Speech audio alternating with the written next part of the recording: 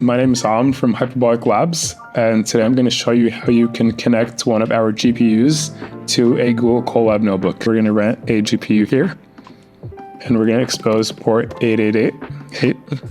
So now we're going to go ahead and copy this, and then we're going to move to a terminal session, connect via SSH, first update, then we're going to install pip, and we're going to install Jupyter Notebook.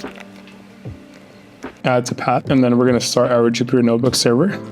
So now we have this Jupyter token, which we're going to open so we can copy. Now we're going to open a new terminal. Now we're going to take our SSH command once more, but now we're going to edit it to contain a -L. So we can establish an SSH tunnel for port forwarding. So now that we're in Colab, we're going to connect to a local runtime. And then that URL that we just copied, right here, we're going to paste it here, and we're going to delete tree, and we're going to connect. So now that we're connected, we're going to go here and install PyTorch. Then we're going to go back to our notebook.